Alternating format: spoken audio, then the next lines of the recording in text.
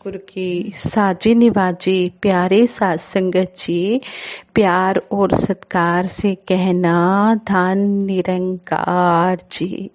ऐ मेरे रहबर तू यही मेहर कर, तेरे दर जिंदगी गुजरे, सांसों की लड़ी हर पल हर घड़ी, दाता तेरा ही सिमरन करे। सतगुरु निरंकार दातार के चरणों में दासी सभी के लिए यही मांग मांगती है कि हे मेरे सच्चे पातशाह, हे मेरे रहबर, हमारा एक एक श्वास आप जी के चरणों में सेवा सिमरन सत्संग करते हुए बीते। हम इस समय के महत्व को समझें। समय के महत्व पर आधारित है दासी एक स्टोरी आप जी के चरणों में शेयर करने जा रही है। आप जी परवान करें, अगर कोई गलती हो जाए तो दासी को क्षमा करें, आगे के लिए सुमत बख्शें। साध संगत जी कहते हैं, एक बार एक मूर्तिकार ने एक मूर्ति बनाई। मूर्ति का हर एक अंग मूर्तिकार ने बड़ी खूबसूरती से तराशा, मगर ना जाने क्या सोचकर मूर्तिकार ने मूर्ति के सिर के अगले हिस्से पर तो बहुत बड़े बड़े बाल बनाए, लेकिन पीछे से सिर को बिल्कुल गंजा बनाया। सिर के पिछले हिस्से को इतना चिकना बनाया गया कि यदि कोई वहां उंगली लगाता तो उंगली अपने आप ही नीचे की ओर फिसल जाती। देखने वाले मूर्ति को बड़ी हैरानी से देखते। सिर की अजीब बनावट ने मूर्ति की खूबसूरती कम कर दी थी। कई देखने वाले तो सिर की इस बनावट को कलाकार के दिमाग की हैरानी समझकर हंस देते।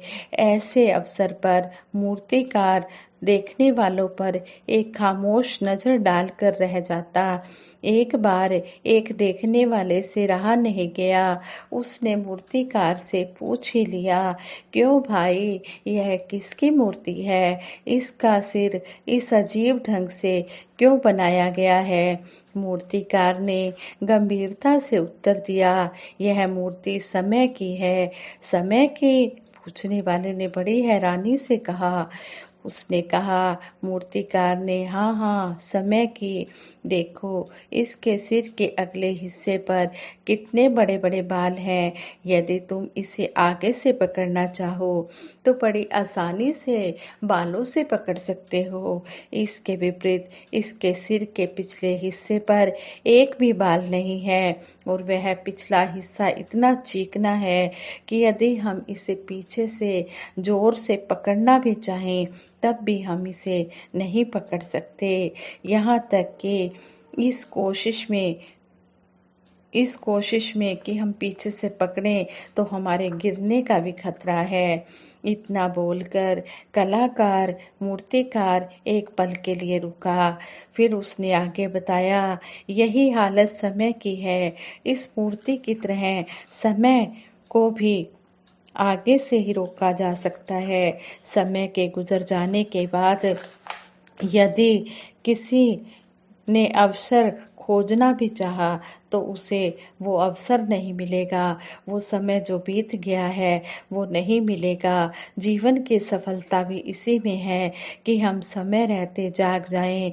वक्त गुजर जाने के बाद, समय गुजर जाने के बाद बस पछतावा ही हाथ में आता है। हाथ में कुछ भी नहीं आता है। हाथ में कुछ जाने से तो रहा, हाथ में कुछ आता ही नहीं है। इसलिए हमें समझाया गया है, जाग रे मन जाग, प्रभु की तरफ तू जाग। संत महात्मा भी समझाते हैं, उठ जाग मुसाफिर भोर भई, अब रैन कहाँ जो सोवत है। जो सोवत है सो खोवत है, जो जागत है सो पावत है। जो इस नाम की तरफ जाग गया उसने इस परम पिता परमात्मा को पा लिया। उसने अपना मानव जीवन धन्य बना लिया। इसलिए हम समय की कदर करें। संपूर्ण अवतार बानी में शहंशाह बाबा अवतार सिंह जी महाराज भी हमें इस शब्द की ओर इशारा करते हुए समझाते हैं, समा गया फिर हथ ने आउना, अंत समय पछताएगा, धर्म राय ने जमजा कल्ले, रोएगा कुरलाएगा, संगे साथी जिन्ने तेरे, ਕੰਮ ਕਿਸੇ ਨੇ ਆਣਾ ਨਹੀਂ, ਸੱਕੇ ਸਾਖ ਸੰਬੰਧੀਆਂ ਚੋਂ ਵੀ ਆ ਕੇ ਕਿਸੇ ਬਚਾਉਣਾ ਨਹੀਂ, ਆਖਿਰ ਨੂੰ ਕੰਮ ਗੁਰੂ ਨੇ ਆਉਣਾ ਹੈ, ਗੋਰੇ ਚਿੱਟੇ ਚਮ ਨਹੀਂ, अवतार दे सिख तो लेखा मंगे, धर्म राय दा दम नहीं। कहते हैं कि जिसने इस समय की कदर कर ली है, इस परम पिता परमात्मा को पा लिया है, धर्मराज की भी हिम्मत नहीं है कि वो गुरु के सिख से लेखा मांग ले।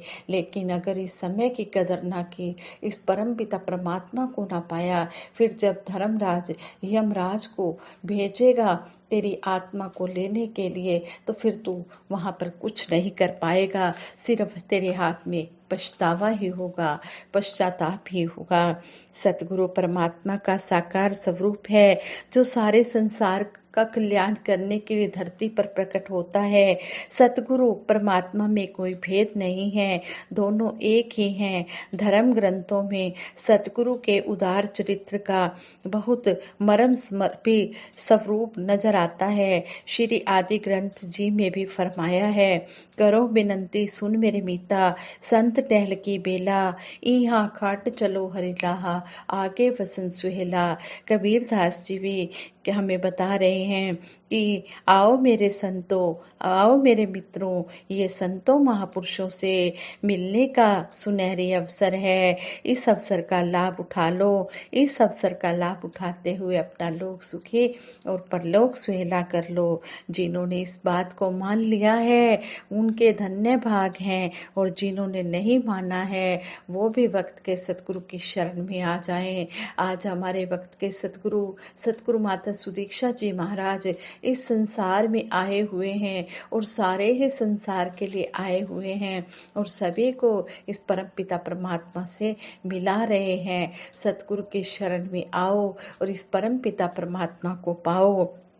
संपूर्ण अवतार बानी में शहनशाह बाबा अवतार सिंह जी महाराज फरमाते हैं, मेरे सजनों रल मिलाओ, रब दी महिमा गा लइए, सतगुरु तो रब करके जेते, इससे ध्यान जमा लइए। शहनशाह जी यहाँ पर भी यही समझा रहे हैं कि आओ मेरे संतों महापुरुषों, हम मिलजुल कर इस परमात्मा की महिमा गाएं। इस परमात्मा की महिमा गाने के लिए हमें सतगुरु की शरण में आना होगा, पूर्ण सतगुरु को खोजना होगा। पूर्ण सतगुरु की शरण में आए बिना ये परम पिता परमात्मा नहीं मिल सकता है। इस तरह हमें समझाया गया है। क्वेश्चन यह है कि सर्व शक्तियों का स्वामी अदने से इंसान से विनती क्यों कर रहा है, जबकि सारा संसार इसी के आदेश में चलता है। चिंतन करने पर मालूम होता है कि यह परम पिता परमात्मा इंसान का भला चाहता है, इसलिए भला करने के लिए इंसान को, जो कि समझने के लिए तैयार ही नहीं है, विनती भी कर रहा है कि किसी तरह इसका भला हो जाए। अगर यह अभिमान के कारण नहीं झुक रहा है तो चलो मैं ही झुक जाता हूँ, ताकि यह मैं अर्थात अभिमान की जगह तू अर्थात परमात्मा को विशेषता देना सीख जाए। तू ही तू को जीवन का आधार बना ले।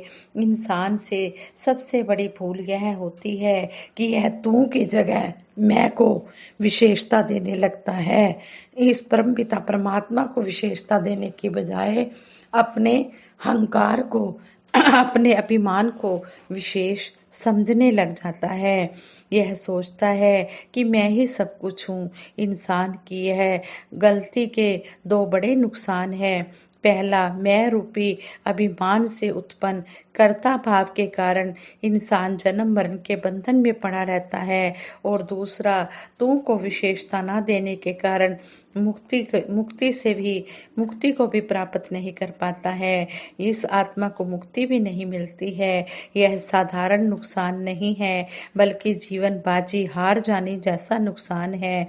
यह भूलें इतिहास में सोने की लंका के मालिक रावण और शक्तिशाली कंस, दुर्योधन और हिरण्यकश्यप जैसे अभिमान में डूबे राजाओं से भी हुई। रिजल्ट यह निकला कि उन्होंने अपने अमूल्य जीवन के साथ साथ अपना सब कुछ गंवाया और उन्हें कलंकित होकर संसार से जाना पड़ा। इसी तरह से कितने ही इल्म, हुनर, ताकत और दौलत वाले आए और चले गए, पर यह प्रभु परमात्मा तब भी वैसा ही था और आज भी वैसा ही है। यह आगे भी ऐसा ही रहेगा, इसलिए यह ही विशेष है, अन्य कोई नहीं। आद सच जुगाद सच है भी सच, नानक होसी भी सच।